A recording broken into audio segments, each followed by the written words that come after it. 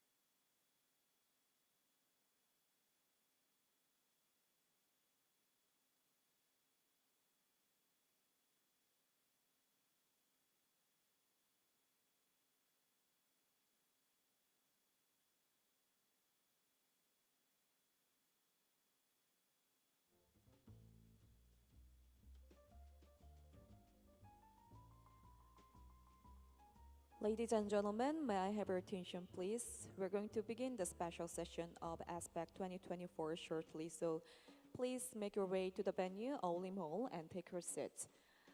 Today's simultaneous interpretation will be provided during the special session, so we are also providing the interpreter receiver from the outside of the hall, so please get it and please use the receiver.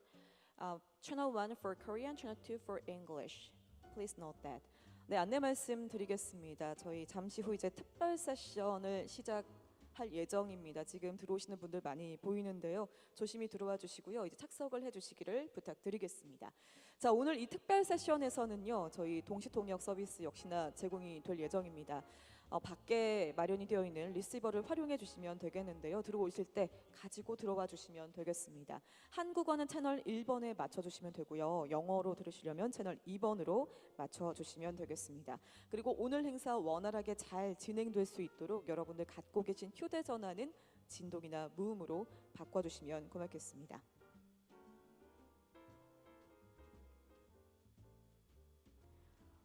네, 그리고 오늘 이 특별 세션도요, 역시나 유튜브로도 송출이 될 예정입니다. 이 점 참고해 주시고요. 지금 유튜브로 함께 해주시는 분들, 네, 현장에는 부득이하게 함께하지 못하셨습니다만 여러분 유튜브로도 계속해서 끝까지 이번 특별 세션 시청해 주시기를 부탁드리겠습니다.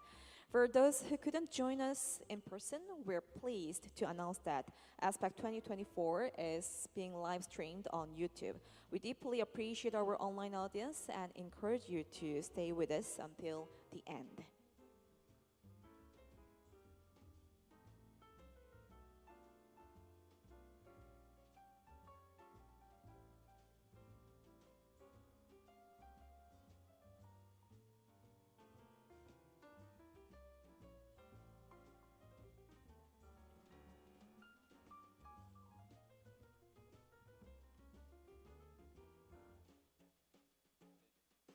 네, 다시 한 번 더 안내 말씀드리겠습니다. Once again, there's an announcement to make. We are going to have our special session to begin shortly. It's almost on time. Please come inside and be seated. We do prepared the receivers for the interpretation. The whole session will be provided in Korean. So for those who need English interpretation, please pick up the receiver and use it. During the special session, so if you need it, please bring the receiver from the registration desk. And please set the channel 1 for Korean, channel 2 for English. We're going to begin the special session of ASPAC 2024. Please take your seats. And I'd like to ask you to change your mobile phones on a silent mode for a smoother operation.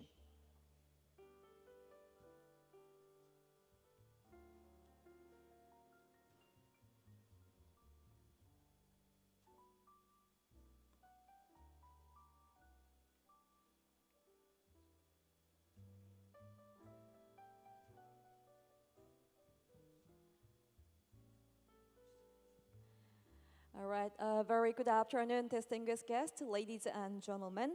Welcome to the special session of ASPAC 2024. Please allow me to introduce myself. I am Kim Yeonjin, your MC for this special occasion. It is my great pleasure to greet you all.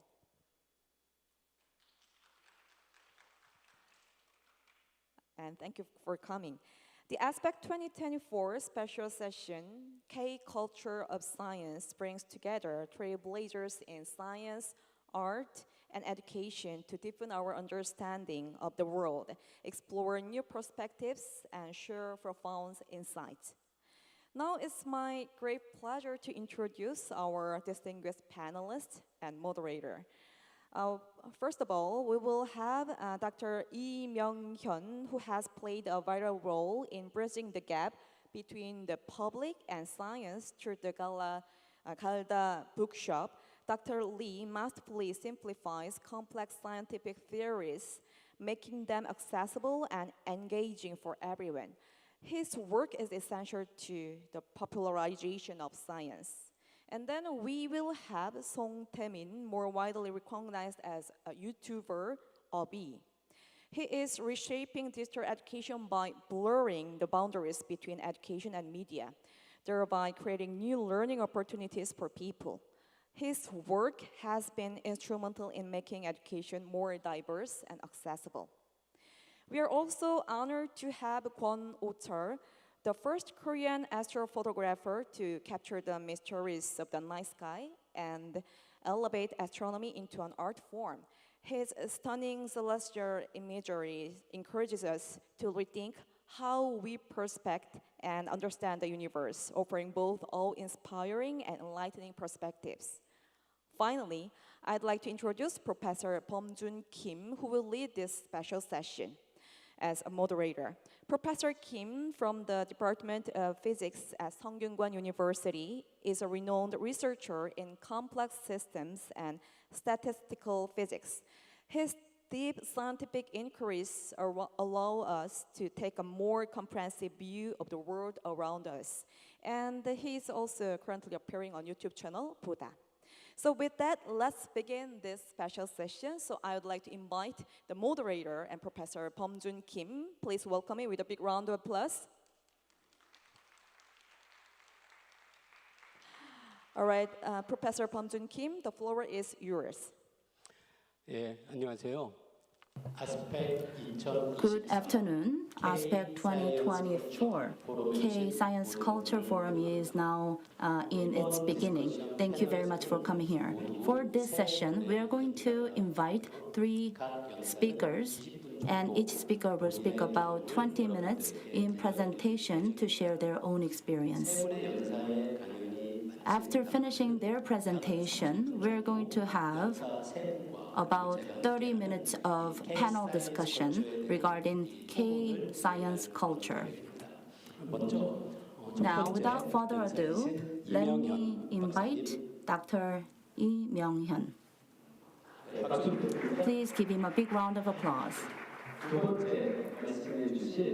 But I will introduce the rest of all the panelists first. The next is the Mr. Song Tae-min, YouTuber RHEE. And third speaker is Mr. Gwacheon Oh-chul. Let's have a big greeting together. They are right now standing in order of their presentation. Attention, salute.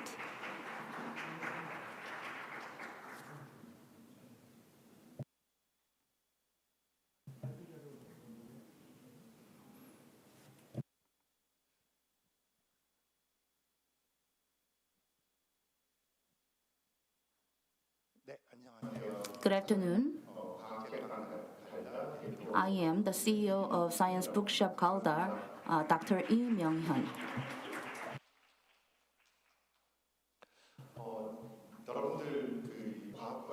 So this aspect is a really good occasion, and I welcome all of you, and especially welcome all of you for participating in this session out of all the other sessions.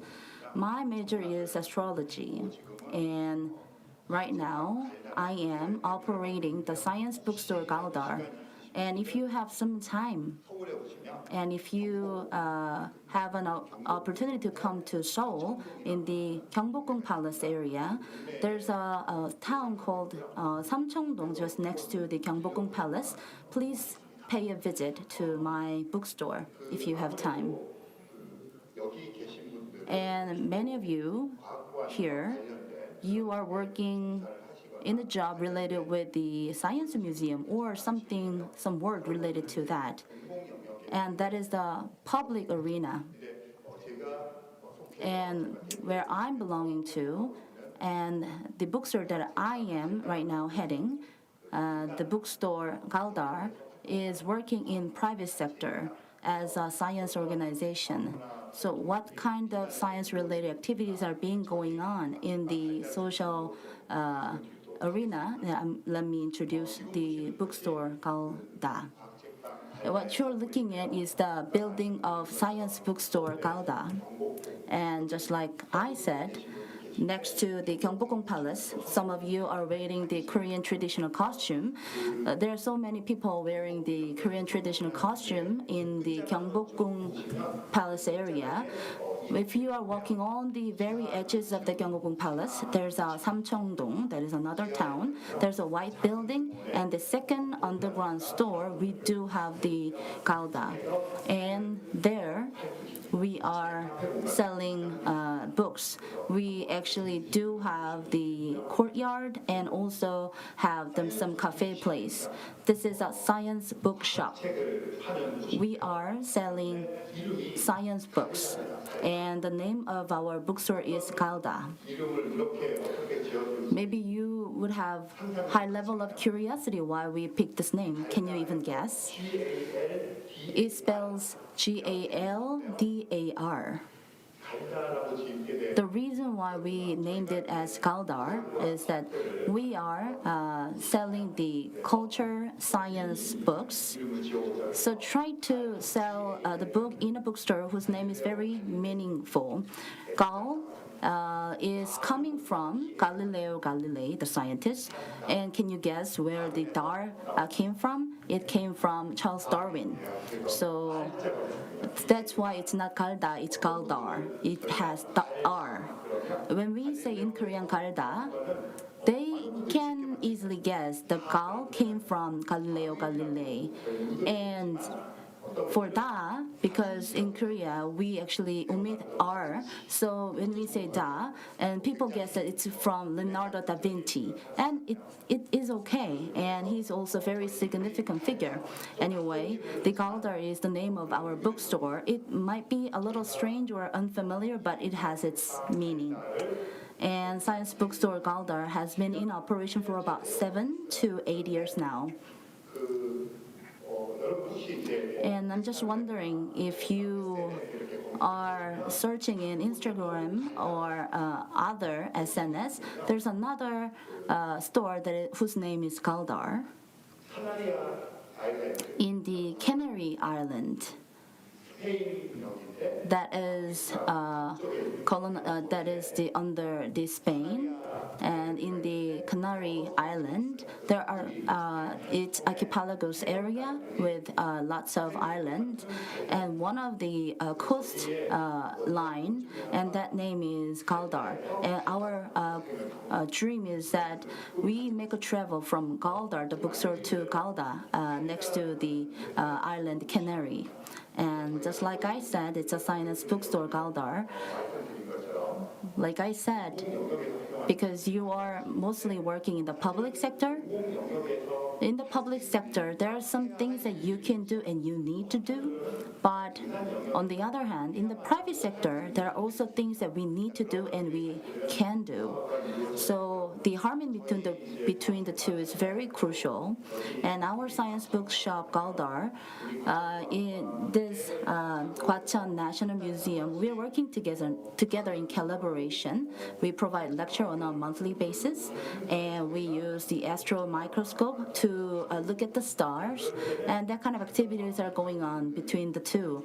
So we use the infrastructures and the administrative power of the Gwacheon National Museum together with our liberty in the private sector. We're working together. In that sense, I believe that the things that need to be done in the public sector and the private sector, we cannot have a clear line between the two, but independently, we have to develop until some part so that we can have a mutual collaboration. To that end, in the private sector, we're working really hard. That's why I am given this opportunity to have this presentation. Another thing that I want to add about this building is that since I was a high school student till I studied abroad, I lived there for about 9 years. That's where I lived, and I also have my good memories. And what you're looking at right now is that the Science Bookstore GALDAR, back in 2018 in May, when we first opened the store, we had a great party, and that is an opening party. And there are many people coming from abroad. And that was 7 years ago when we had that party. Back then, there are some people who who were in the realm of the science as a science communicator, now they're very famous. Maybe it'll be a little difficult for you to recognize them, but those who are interested about this, do you know the communicator whose name is Gwacheon? The English name is Orbit, and he was here, and back then he was not that famous. And our moderator, Professor Kim Bum-jun, was there as well. So this was really a memorial photo. And I am the CEO of the science bookstore GALDAR. And however, the GALDAR is not just my own organization. This is a gathering of as many as 120 people. 120 people in Korea who's working in the science communication back in 2018. That means almost all of the people in Korea back then called as science communicator, they just gathered here all together. All the scientists working in the field and the science communicators were gathered. This Gwacheon National Museum, some of the members here are the members of our group. We also have the novel writers, media artists, and also we do have one member of the National Assembly. I would not say which party they are belonging to, but a representative of a political party is also belonging to our group. The reason why I'm saying about this is that when we say the science communication, one thing that we need to understand is the diversity. If it is only the realm of the science and delivering the message to the public is not the end of the science communication. This is all about communicating. That's why those who are executing the job should have their diverse background. That is very crucial.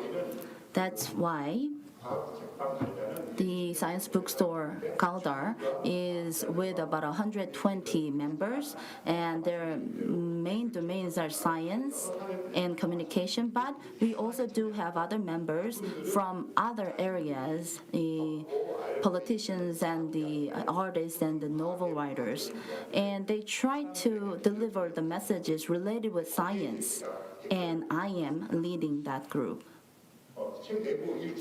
This is interior of the first floor. We are selling the cultural and science books, textbooks, and science textbook. We are not selling them. We are selling the cultural science books. The point here is that in Korea, the cultural science books for adults, about 50 new books are being published, which are readable. And with all those newly published books, we do have the new book review committee and review them and select about up to 15 books on a monthly basis and display those books in this floor. And after selecting them, we post them up on the webpage. At first, when we select the books on a monthly basis, we had a high level of ambition to select good quality books. But we came to the point where we exclude those books which are not readable, which are not in good quality at all. And selecting good book is really important, but at the same time, while all the many books are being poured, it is very for those people, the public, who have a difficult situation to determine which is a good book, we can just filter out those are not good. Maybe in some cases that is more critical work.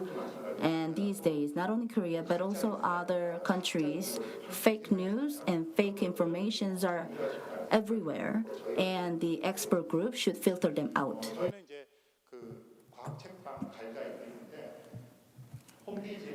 And we are selling the science books, as you mentioned, but if you visit our homepage, and we do have various programs. And for example, we give some reviews to some books. And for example, the authors might give some the scores like on the scale from 1 to 10. However, we do have a little bit different criteria based on the readability or how fun it is or something like that. So with this kind of criteria, then we would like to give an opportunity to people to pick up the right book for them. And we are covering not just the adult books, but also the books for children. And as for the books, it's really important to give the right critique. So because of this reason, we also publish some book review magazine that provides in-depth critiques of scientific books.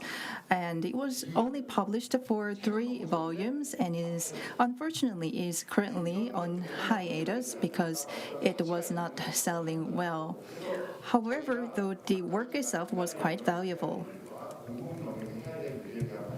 And I already talked about what the private sector should do and the public sector should do. And I think what the private sector is doing is about pursuing money. So it should be possible to make some money by doing some private sector activities. But in terms of this kind of book review magazine, well, it can be seen as a part of the private sector activity, but unfortunately it wasn't very well received in the market, so our performance was not that great. And these days the people do not read paper books and they prefer a digital book. So we had to stop publishing the book review magazine. So here we can take some lessons, and some part that we are doing in the private sector should be transferred to the work in the public sector and vice versa. So this is one of the results that we share after working on the private sector activities. And also we select good books and bad books, and after that we share the results through book talks. And for this we invite the well-known writers and authors. And like in other countries, in Korea, compared to other genres of books, such as novels, the science books takes up a very small portion, just 10%, and that is according to the publishing companies. So the size of the science books itself is so small. So the not famous or not known the authors in the science sectors, they really hard to get any opportunity to have a book related talk show. So we really wanted to give such an opportunity to non-famous authors.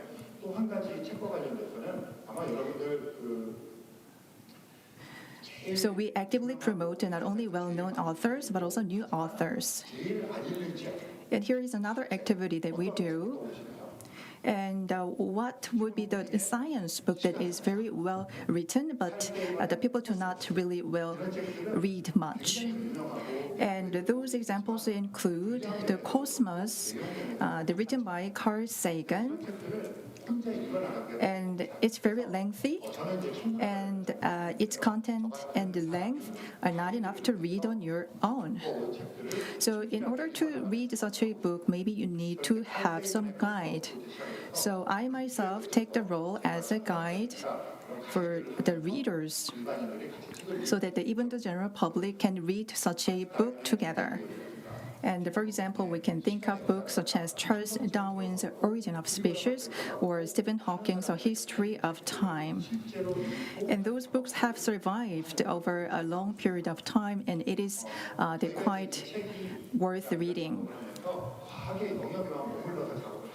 And And we do not confine ourselves only into the scientific sector, and we are part of the scientific community. So we aim to realize the scientific elements into some kind of a culture. So not just the science, but also the other industries are the ones that we are collaborating together.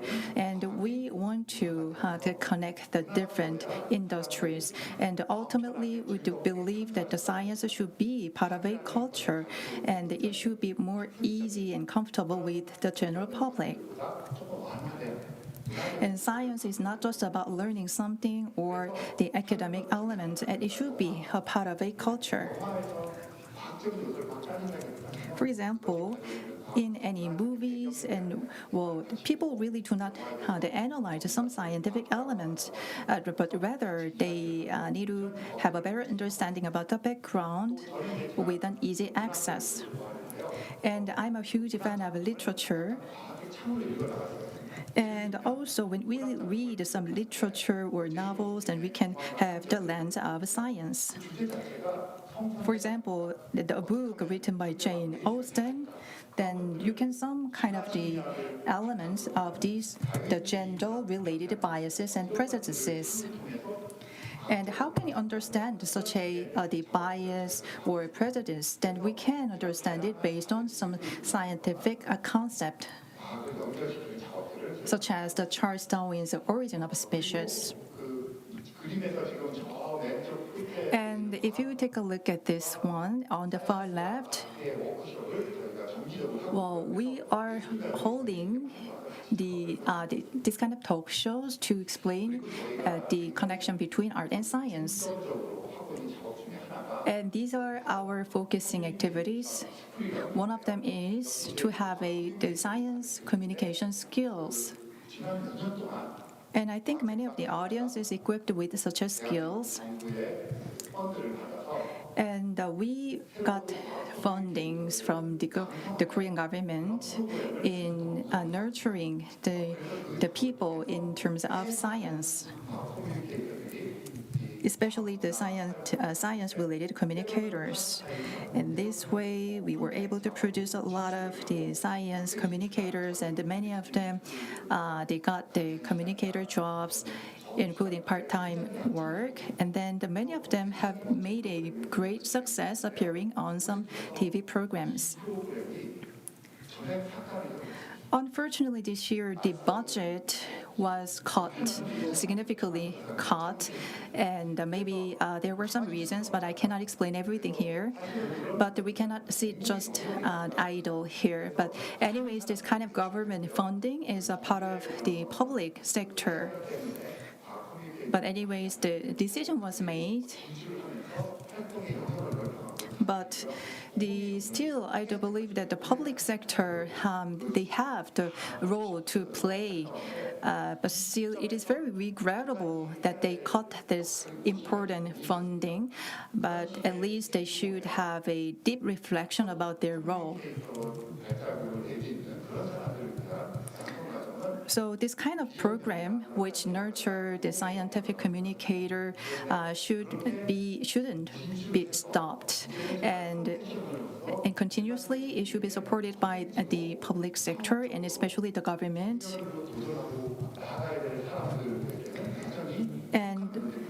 But still, unfortunately, there is a lack of such a support.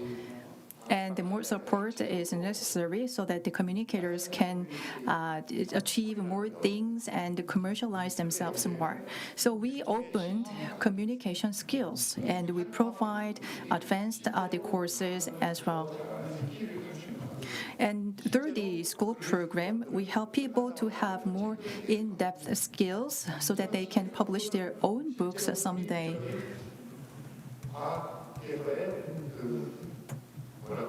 And also, they can have their own planning as an independent person in terms of the science, regardless of getting funding from the public sector, and our plan is not stop these efforts, and we'll continuously do such an effort. As I mentioned, we are working with media as well, and back in 2023, we had the Science Media Festival, and this year, this festival we held as well. And we are covering different elements of media here. And the purpose of our activities is that, well, actually, we are involved in science, especially the scientific communication. And we hope that the science can be well connected with the general society. And I think the key here is culture, which can be enjoyed by many people and that should be enjoyed as part of something to enjoy, not part of a learning or education. So our bookstore aims to make the world where the people, as many of the people can enjoy science. And here we should have a very comprehensive perspective. So we should not distinguish the science from culture. But someday, I really hope that the science can be genuinely integrated into a part of the culture. Thank you very much. So let me conclude my presentation.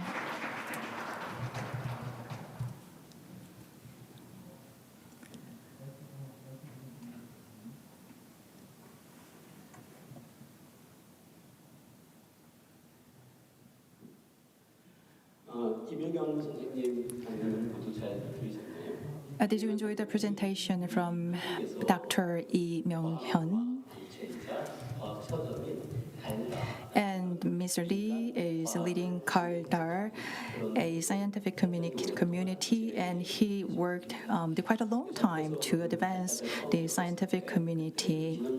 And do you remember the photo that the first opening day of the bookstore? And I was also the part of the photo, and it was quite nice to see the photo again. And now we are running out of the time a little bit, so please shorten your presentation a little bit. 네, 안녕하세요. 반갑습니다. 네, 반갑습니다. 네. 저는 오늘 이제 삶에 스며든 AI에 대해서 한번 Good morning. I'm going to talk about AI that is smeared into your life. It's not about the artificial intelligence, rather it's about I worked with people related with AI. Just want to unfold my experiences with you. Let me introduce myself. My name is RHEE, and I am the chief of the Hidden Brain Institute. And Hidden Brain is not an existing world. There's a concept of hidden rare, so we just got this name from there. And right now, I am featured in the KBS TV and radio, and I was also operating many channels on YouTube. And for the past 20 years, I worked in the IT company, and for IT, I have played the role of explaining IT to people in easy words. And just like our first presenter, Dr. Lee, I am also explaining IT to people in an easy way. And I used to be a designer, and these are something that Koreans will be very familiar with, and the design of the Gong player and Cyworld, Nathan, and Nate. Those are the result of my own design. Other than that, there are many things that I have done in my career. I published a lot of books, up to 60 books now. On the far left, on the top, that is my first book to be published. And since working in the IT, all of my books are related with IT, HTML, CSS3, such and such. I am writing books related with IT. I am working, and I'm really crazy about playing a lot of things and publishing a lot of things. And I am also having a lot of channels, up to 150 channels right now. And I do have 3 gold button and more than 220 silver button. And some of them are science channel and IT channel and the drawing channel and the eating channel. All the things that I can do, I am making them as a content to operate the YouTube channel. I actually do not present or featuring in any of the videos that often, but the only channel that I do is the RHEE World. This is a channel that I introduce all the new contents and what I do to my subscribers. I start to have higher level of influence. So I came to think that maybe it's time to have an experiment on people and how far the generative AI can go. We always say that generative AI will have huge impact on people, but we cannot just do that alone. I can do it with all the people. I actually made experiments on my own back in 2022, before the ChatGPT came into being. I tried to use the generative AI to publish a book. Not only the title, but also the content and the design of the book were created by the AI. So I didn't say that written by, rather I said written by AI and drawn by AI. So I am only director. So I said that director Song Tae-min. So this is the paper book that I published. After that, after a few days, I saw that ChatGPT came into being. And I realized that I do know that I wrote books about IT and AI, and now I really finally realized that the AI will help us to write books automatically or more easily. And it's time to have a large project with many people, not only just writing books, but if we really can publish a book on it. So in order for us to publish a book, I actually established a publisher company. And that is the RHEE's ChatGPT and publishing paper book. It's not an electronic books, but paper books, hardcover books. So we had to start from planning about the books and the writing about the books and designing the cover, and then have to know how to publish, how to distribute the book. All the things need to be known. I have written more than 60 books. I do know that the full cycle of publishing. That's why for the people, general public, if I can just let them know how to write books with ChatGPT, the rest of them can be done by me. So after that, I wondered about what is the name of my publisher company, and ChatGPT had been created by OpenAI. So I made it in a Korean version. Open means in Korea 열다. AI means artificial intelligence. So in Korean, 열린 인공지능 is a direct translation of OpenAI. I made this name for fun, but actually it's really formally registered. So we publish a lot of books. These are some of the examples that we published, and most of the writers or participators in this process were actually professionals. This is one book participated by a doctor, and we also have pharmaceutical professionals, announcers. Most of these people have been participating in the process of writing and publishing books. What I felt was that with this generative AI, people would not just say, wow, this is surprising or refreshing. I just want to make people feel they are just next to us. They are just with us. When you go to the massive bookstores such as Gyobo bookstore, there are many books in front of you. But if you realize that those books are being generated by AI, you can just feel it by heart, by looking at it. Just 1 or 2 books generated by AI would not give you that surprise. So I am publishing up to as many as 280 books created by AI a year. I funded myself. I support them financially. And if you asked that made any changes, half of 280 books, that means about 140 books, ranked up to the bestseller. And they were best-selling books out of the new books.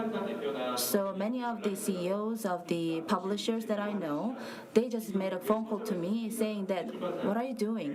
And your books are ranking top 10 in my bookstore. That's really fortunate.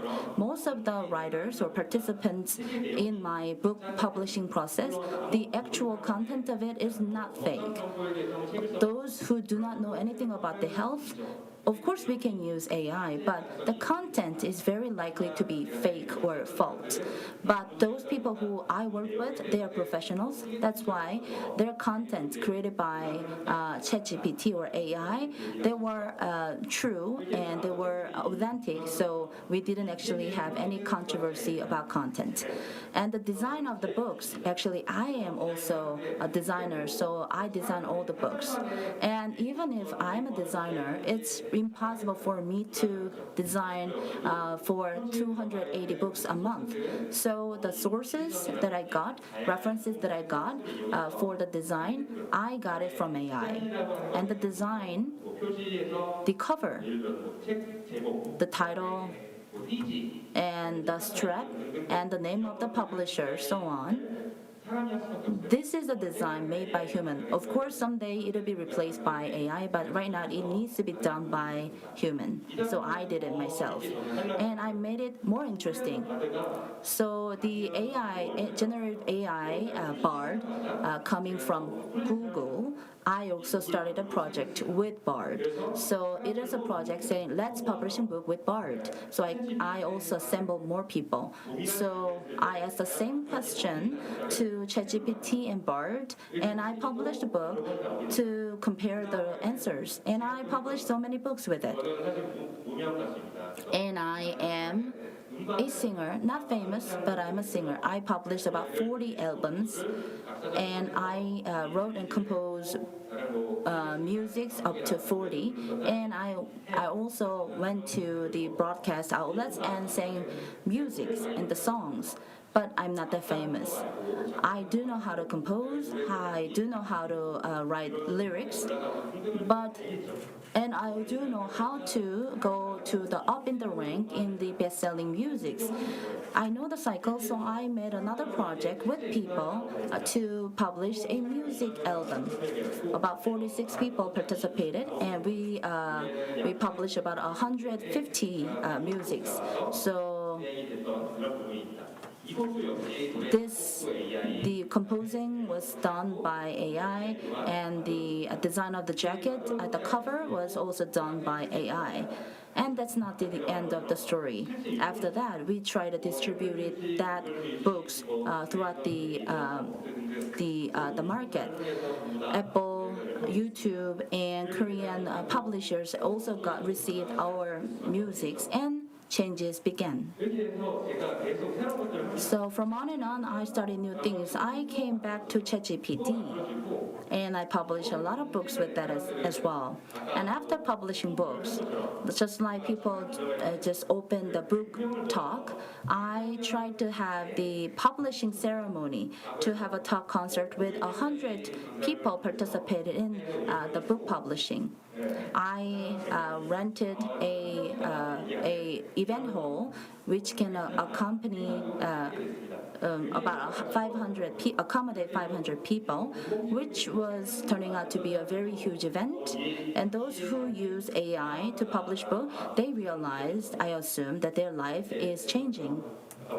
So like I said, we published about 154 books, and out of that, 71 books went up to best-selling books rank.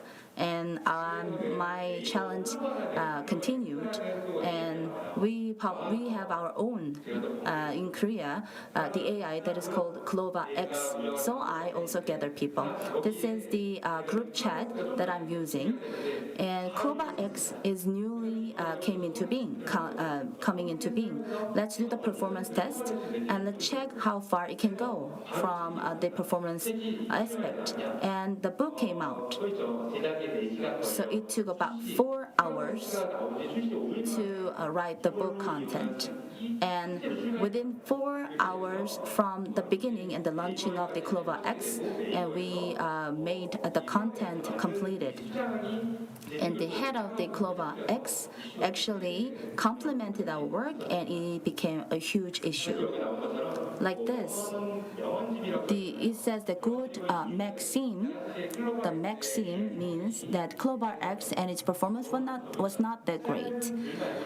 Other than the short phrase or sentences, it cannot be generating. So in order for it to have some good performance, the first thing and the best thing that we can do is creating maxim. So we made a book about the creating maxim with Clover X, and we went on in our challenge. So we published a book that says the coloring book. So that means people can also do the coloring on the book by having those paintings there. And what is the final stage that we can do with generative AI? That is the making movies. So we created and uploaded those processes on the YouTube. Many people watch it, so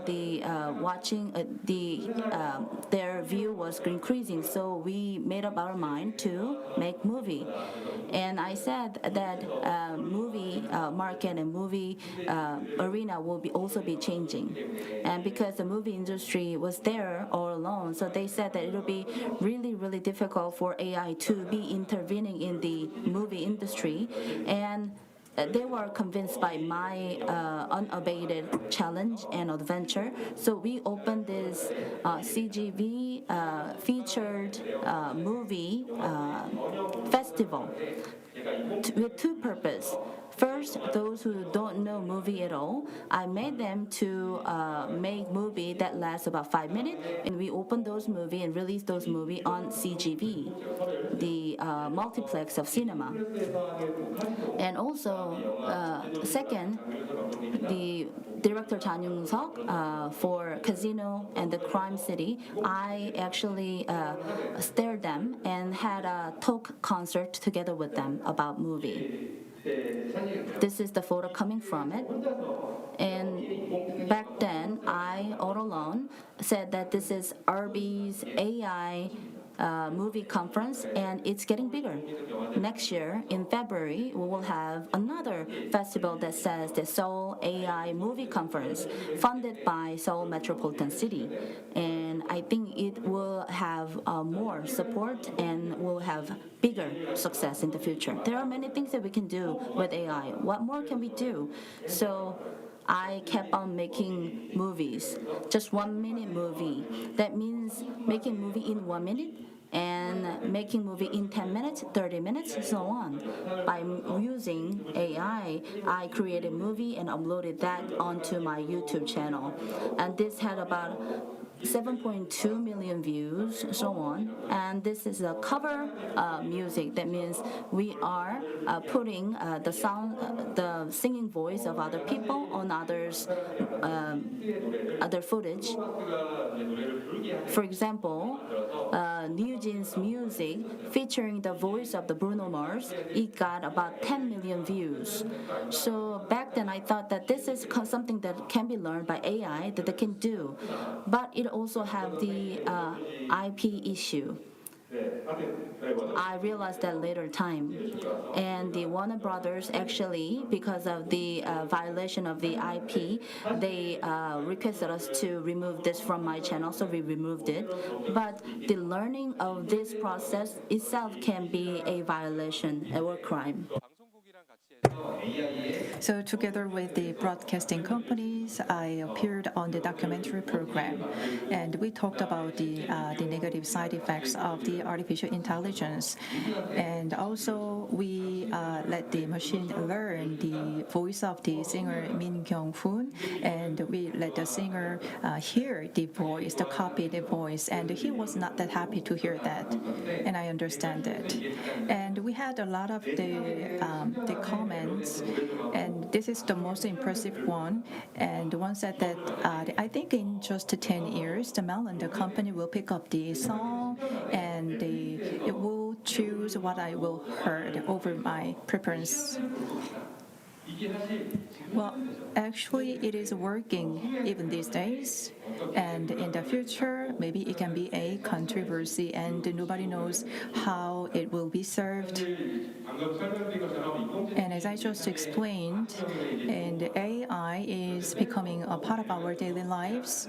It is permeating into our life, so we cannot avoid or ignore this kind of a trend. So as I talk to you, if I learn something, then I really hope that I can help others to what I can do. And this is my life purpose. And thank you very much. This is the end of my presentation.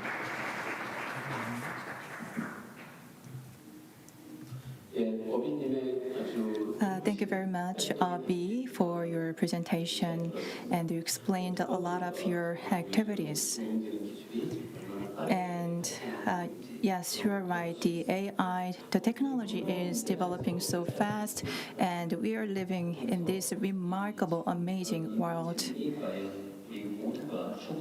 And then the artificial intelligence, and should be more used so that the people can be more accessing the science culture.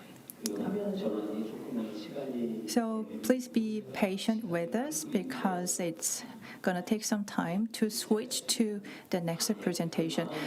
And then let me invite the third speaker right away, Gwachoen, the astrophotographer. Close. Only one close. Hello world, I'm Gwachoen, astrophotographer. My main target is the Aurora. It's the solar maximum these days, so Aurora often appears very strong. That's why I am very busy. However, most people cannot go to the polar regions to see the Aurora. That's why we need a science museum. The story I'm going to talk about today is about how the Aurora from polar region was brought to the Science Museum.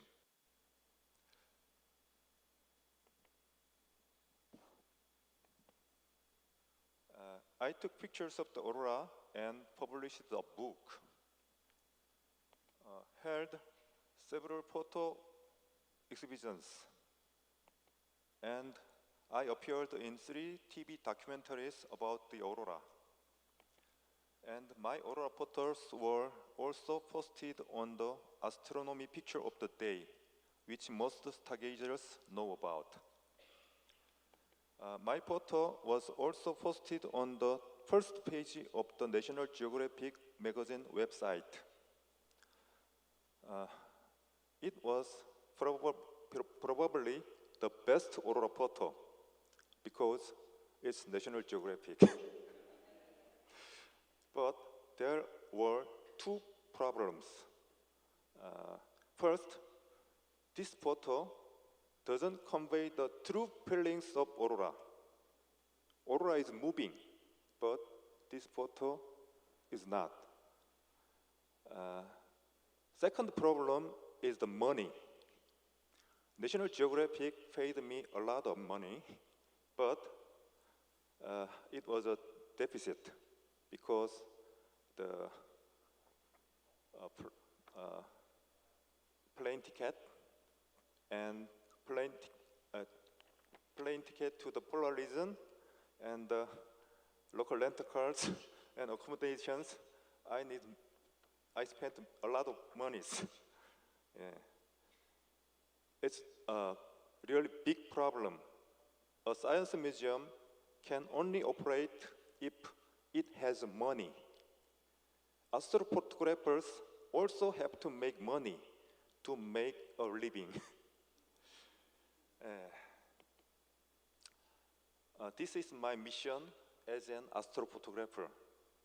I wanted to show others the real wonders of Aurora.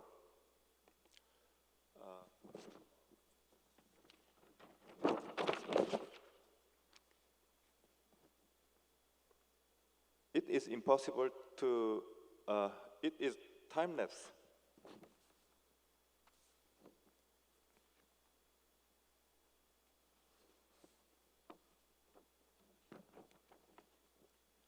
It is impossible to show the leaping movement of Aurora in just a single photo. So I tried time-lapse, which involves continuously taking photos and make a video. This is not just Aurora.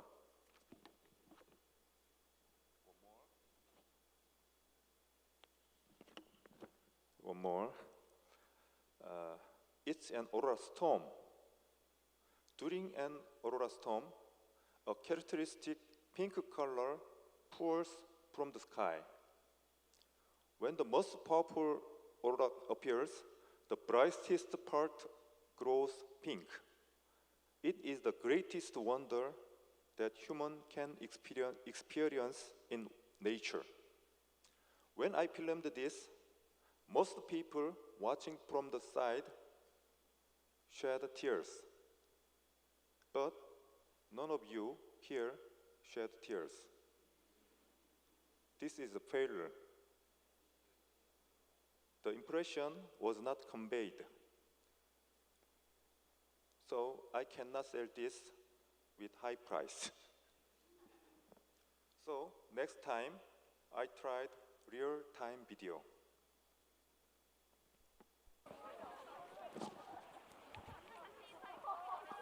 This is also Aurora storm.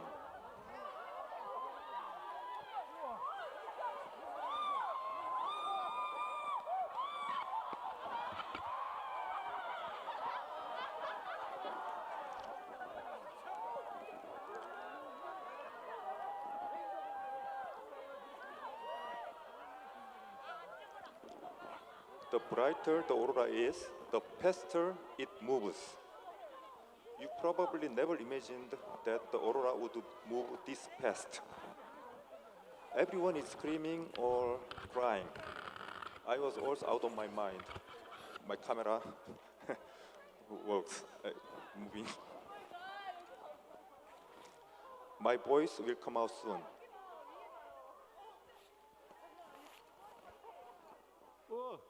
It's me. 잠깐 초점 안 맞췄잖아 이거.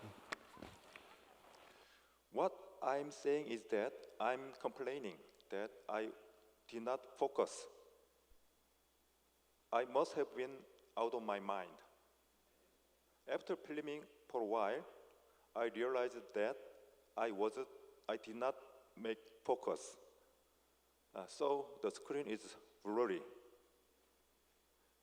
Is that why you didn't cry? Yeah. I wondered why people do not cry. If the focus has been exactly right, would people have shed tears? With the cameras of the time, when shooting at ultra-high sensitivity, the noise was so severe that the images ended up blurry anyway. So I had to wait until a camera with low noise, even at ultra-high sensitivity, was developed. But is this really the only problem? The aurora covers the entire night sky, but I thought it was a problem to only show a small portion of it in such a square shape.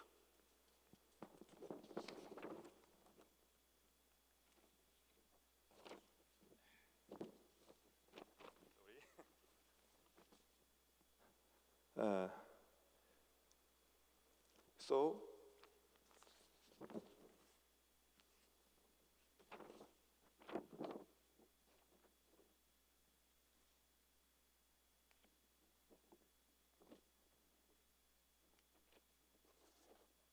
sorry. So I make this. As soon as an ultra-sensitive camera capable of taking pictures of the aurora was finally developed, I made something like this using multiple cameras and take pictures of entire night sky at once. I went to the polar region with this camera. When strong aurora occurs, the snow covers the ground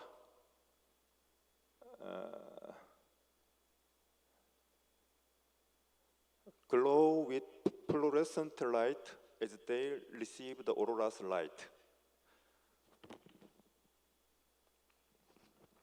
When the aurora storm comes, the whole world is covered with aurora light. I was photographed in this corner. Since I use multiple cameras, sometimes get pictures of myself on my camera. Things taken like that cannot be seen on a regular flat screen. You can see it at the planetarium in the Science Museum. If you turn on the air conditioner a little harder, it will be really pale.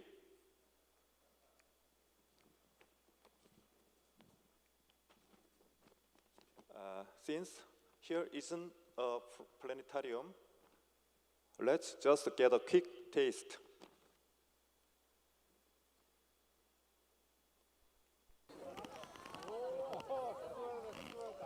If you lie down and look at the night sky, the entire night sky will appear round, like this.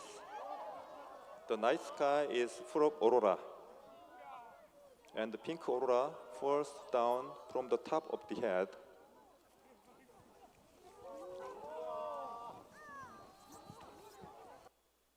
I showed this at the planetarium here. There was finally someone in tears. And this is the world first real-time Aurora VR video.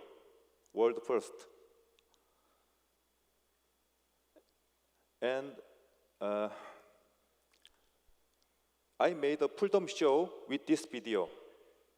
It is being screened here, and it is being screened in many countries around the world. And I won the grand prize at the Pull-down Festival held in Germany. What even better than winning an award is that this pull-down show is finally starting to make a profit. I was able to solve two problems. It's my story to bring Aurora to Science Museum. 외국인들이 많아서 영어로 했습니다. 그리고 또 중요한 문제가 있는데. So I spoke in English. So that's why, because we had a lot of the foreign the audience, and I really want to sell it to foreign countries. That's why I spoke in English. Thank you. 잠깐 앞으로 나오시죠. Would you like to come forward together? In a moment, we are going to have a panel discussion. So we are going to have a rearrangement on the floor. So while doing so, we are going to stand up for a while. So, Mr. Kwon, it's amazing to see the video of Aurora. It's just first time for us to have this full 360 video of Aurora. Yes, it's for the first time in history. So you use multiple camera. After taking those scenes, do you go through the computer process using software? That is true. Yes, we rearrange the sitting, so let's be seated. Now, with our three speakers, let us have a panel discussion together. I thought about the topic for a while, and the topic of this session is the K-science culture. The K stands for Korea. Korean science culture writing that, then it came to two different meanings in interpretation. That means Korean science. That means culture of Korean science. That's one way to interpret it. And second, culture of Korean science. That means the Korean might support either science or culture. That's what I thought. So our three panels, when you have Korean added to added to the science culture, do you think that is valid, or do you think when we say Korean science culture, does it have some meaning that it conveys to you? So if I can be the first person to say, for me, I also mentioned it in my presentation. We said that science culture, but science can be an element that can change culture. So momentarily, we need it. That's why we put that in front of culture. And ultimately, we have to exclude science just to say culture. Then we will interpret culture with natural elements of science, and we are in the process of going there. And these days, it's kind of a trend to put Korea or K in front of anything. In the past, that was kind of boring or kind of archaic, but these days, it's quite trendy to put K, that stands for Korea, in front of any other things that we have. So science culture, its characteristics or properties are changing over time, but right now, the dynamic properties and the diversity that Korea has, that's why to have that much property, they just want to put Korea or K in front of science culture. But at the end of the day, people will just omit that one because that elements are always included, already integrated into culture, so people will just interpret it without just saying Korea or science.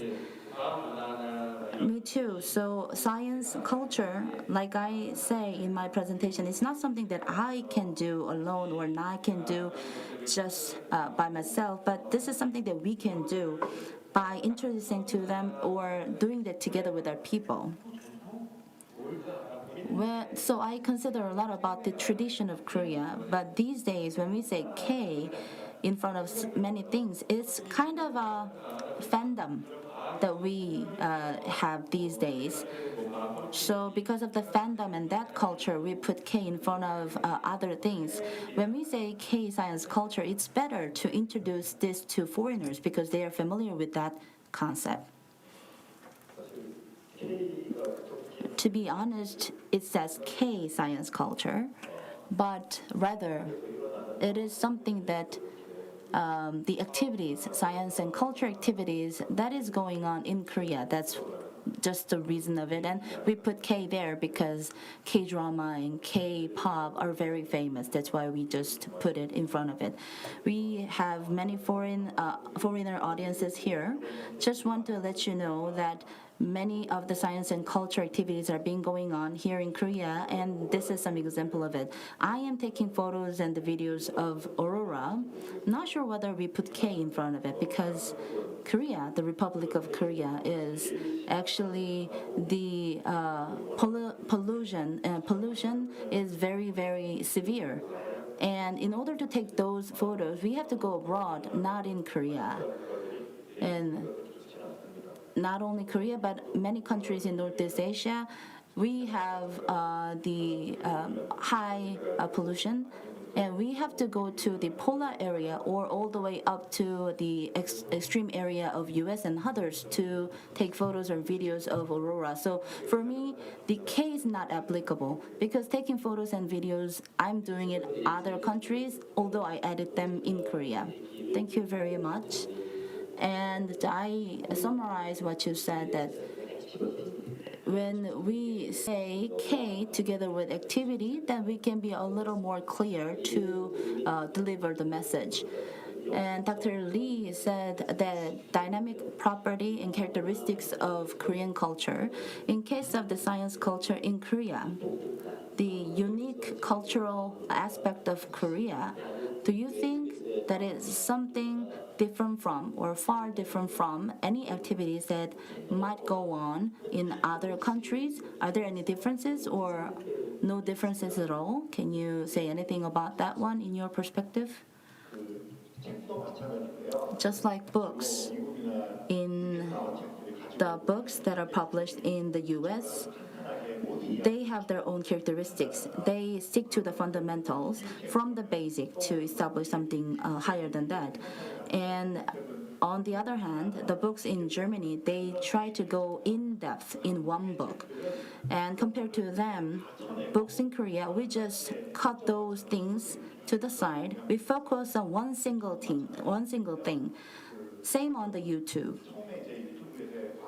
The science contents uploaded on the YouTube, the main contents coming out from US, they are more like a fundamental. They try to provide clarity in the theme or the idea of information. But these days, our YouTubers in Korea, they try to provide some fundamental information, but they try to put some empathy with people or some connectivity relations. And these days, I saw some of the things that we saw on the YouTube. They're interesting, they're funny, they are fascinating. But if someone asks you to say what you have watched, then you cannot say it. It doesn't mean that it doesn't have any significance, but that is something that makes people to go to that far, to be first interested in the science itself. That's a strength that we have in Korea, and that is a strength of the Korean science culture. But one day we'll be trapped by that part, but that is also part of the process. I'm very positive in that kind of strength, and that is a difference, I think. Dr. Lee, when I heard of what you said, I also heard a funny story, interesting story. Those people who are uploading science information on the YouTube, we call them science communicators. They are the people who are delivering the science information to people in a very interesting and fascinating way. They have their own strength in it.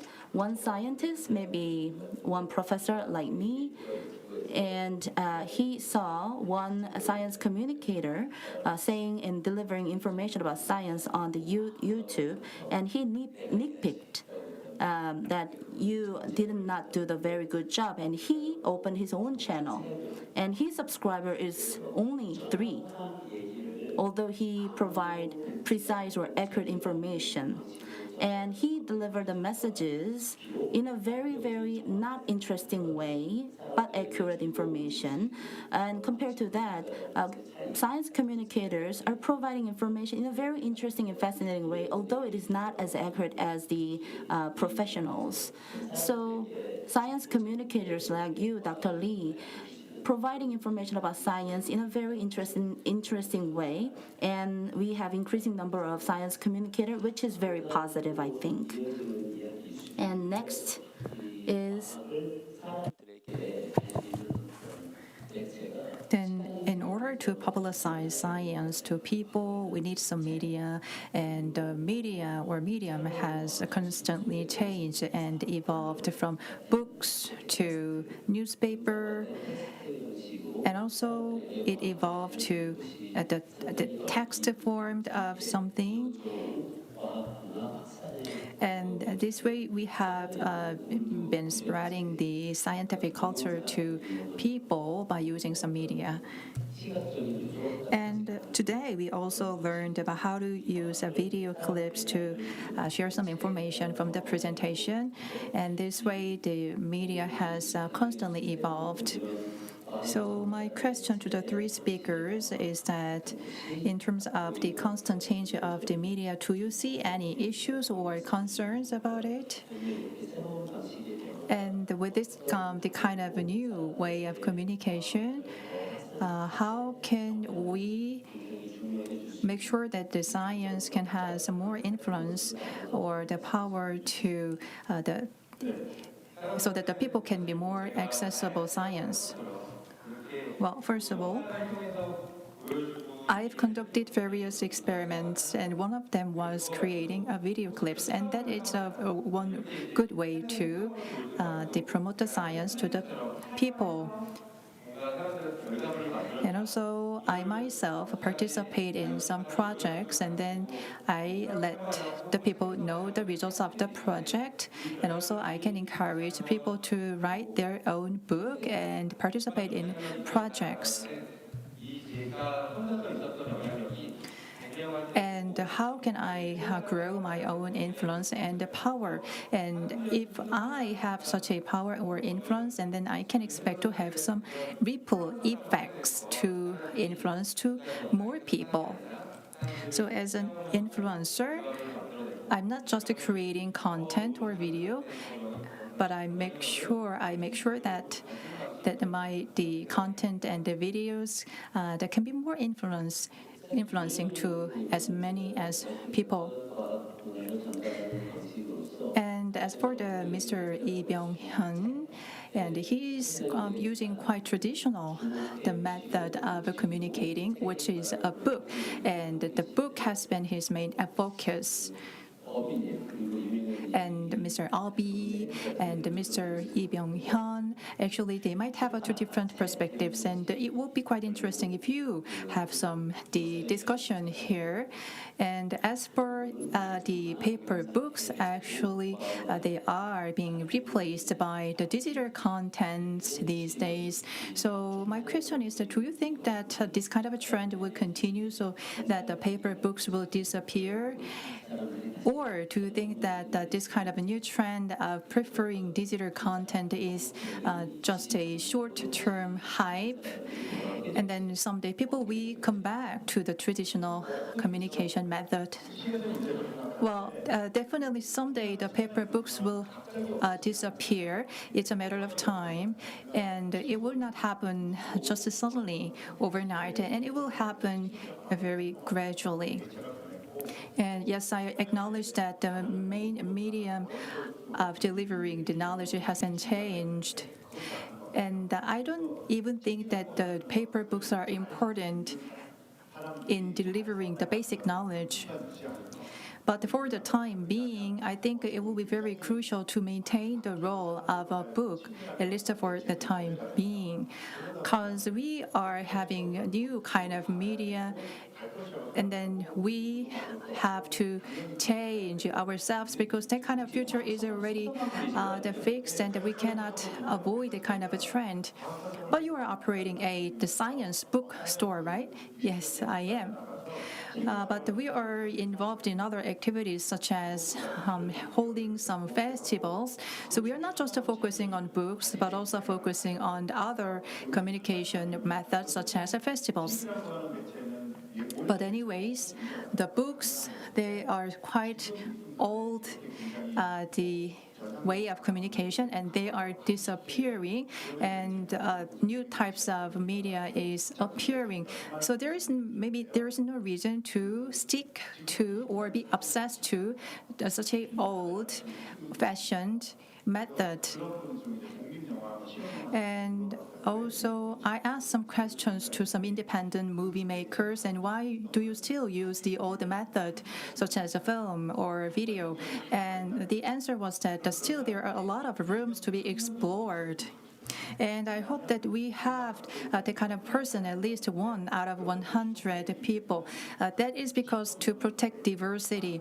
Although around 90% of the people would seek something new, but we still need to have 10% of people who still stick to the old method.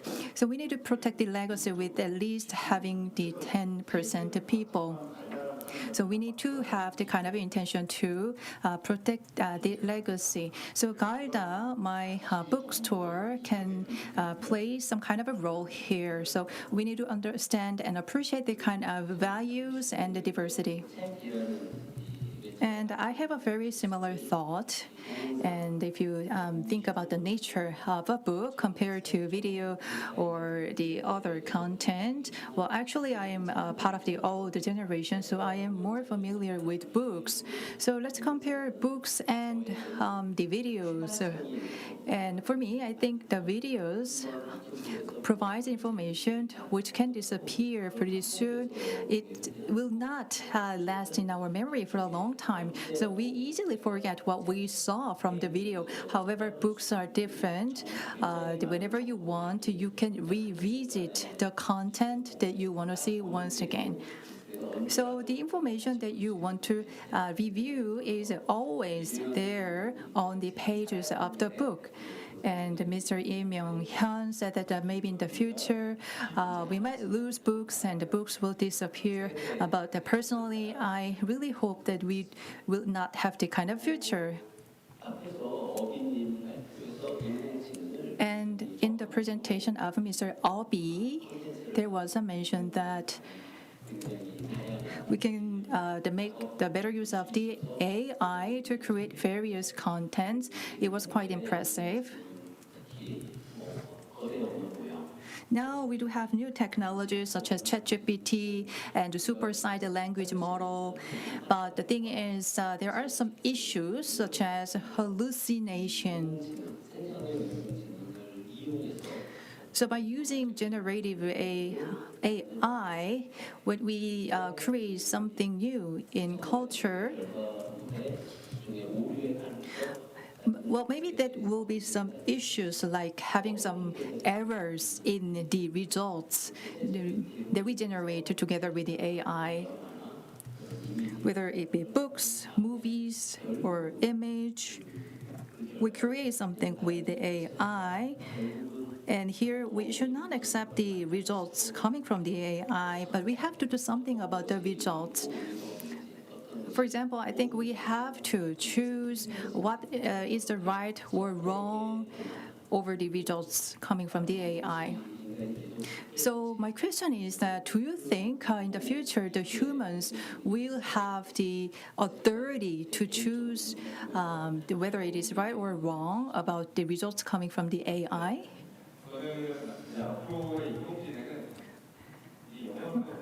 Right. In the future of AI, I think that humans will still to play a lot of role. The humans will have used their own judgment, and depending on the person's attitude or perspective, things will be very different. And here, the AI will play only complementary or supplementary role. And maybe some of the human works might be replaced by the AIs, but definitely most of them will be very manual and the repetitive jobs. But still, the humans will play like a manager, while the AI will become like an assistant. And when I created the books or movies by using AI, I want it to be more widely known to many people because I wanted people to know about the potential of the AI. However, I really didn't pretend to be very professional in terms of the AI. And as you mentioned, we cannot ignore the issue of hallucination as well. So still, I think that we should put the humanity at the core, and the humans will serve like a manager. So one thing that I remember in your presentation is the scene from the polar bear. Just like documentary, we can create a documentary with AI. Mr. Kwon, what do you think about that? The aurora, the fascinating aurora, not you, but AI would create those fascinating images. So I have huge concerns because of AI. What I'm thinking is that I can taking the photos of aurora, and I can go to the desert Uyuni to take a photo of the sky full of stars in the night. It's not now, but soon AI can create the same image, just like I took photos. And when the time comes, will I have my own reason to be there on site to take a photo in person? Do I have my own reason to do that? What's the difference I would make? That's something that I'm thinking. But ultimately, I will compete against AI. If AI can create the same image, I took photo of Aurora, and then AI create the same contents, and which will be sold. I have to have a competition against AI to sell better. Then what should I have is that I need to have my own story to compete against AI. Going my journey to go on site and the challenges that I've been through to create the 360 videos of Aurora, the sound of Aurora that I created. Because of that, my content will have my own competitive edge against AI created content. So even if the AI era comes, the human created content with its own story will have its own competitive edge. That's what I'm thinking. I fully agree with what you said. I think you would agree just much as I do. The Mona Lisa, that was really fully or accurately taken as a photo by people. We have so many photos uploaded on the internet, but so many people, they go to the museum to see Mona Lisa in person and take their own photos. So even if the high level of content or quality scenes are uploaded, people want to go there and take their photo. Although the quality is not that high, they just want to have their own photo and they want to have their own narrative and stories. And we try to imbue that story or that narrative in the photo. That in that sense, I fully agree with you. At the end of the day, AI created content would, even if their content would be better in quality than yours, it will not compete against the content you created on site when frozen by the wilderness and the cold of the winter on site. That will never be up against you. And these are the topics that I really wanted to cover in the panel discussion. So this is a very rare gathering that we can have. So are there any final remarks that you want to share? So just want to add my follow-up to what Mr. Kwon said. The last week, I released another music album. I actually created a music video, and I did a dance challenge with celebrities, and I released the music.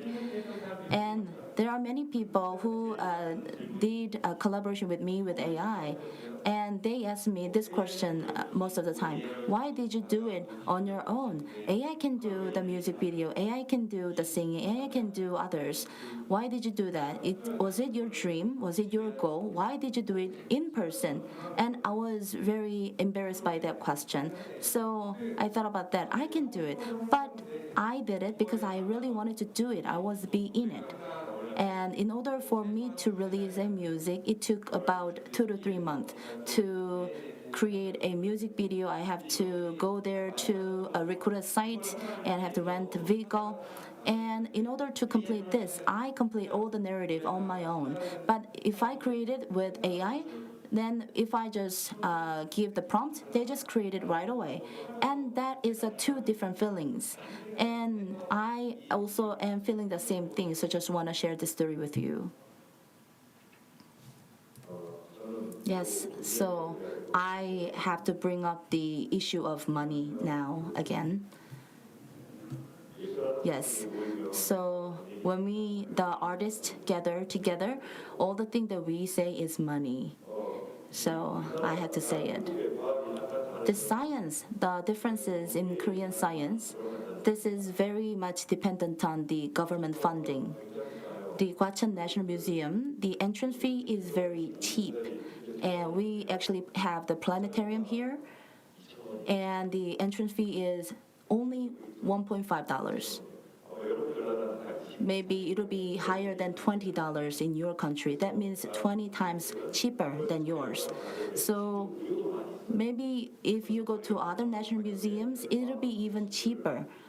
we are enjoying this kind of very good quality science contents at a very cheap price. So it's a blessing for the people here to have that much environment. But on the other hand, for those content creators, it's kind of a double-edged sword.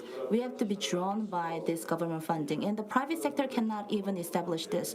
The National Museum, they just make the entrance fee about just $1.5, and if we just increase it $20, then that'll be impossible. So maybe you can think about it in your perspective. Korean national museums are very cheap, but that is a double-edged sword, and it's all about money. So I have to say this. That is a really important message, I think. The science content itself and its internal quality that it holds, how much it is recognized in the society, how much do people have willingness to pay?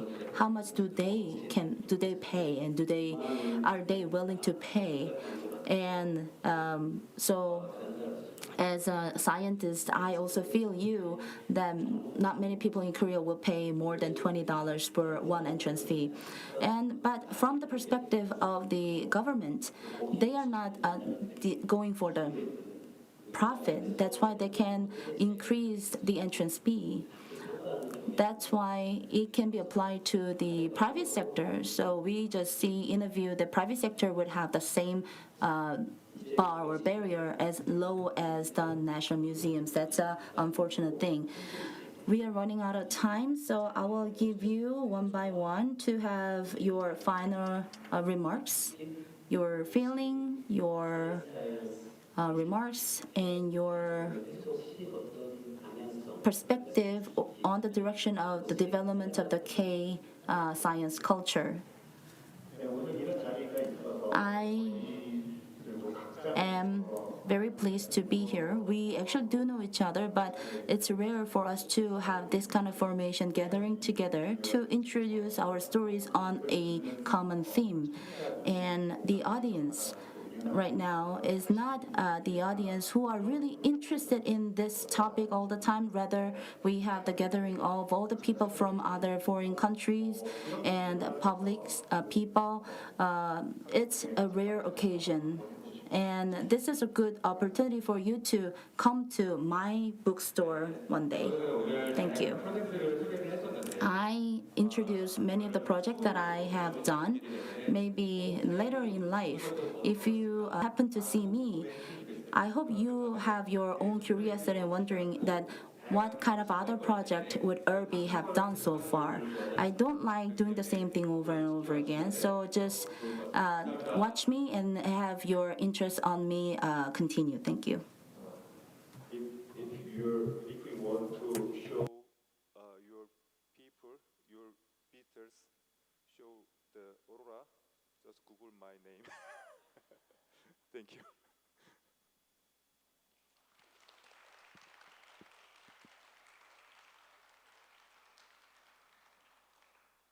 예, 그러면 패널 토론은 여기서. So let us conclude the panel discussion. 여러분 다시 한번 큰 박수 보내주실까요? So please give them a big another big round of once applause. again.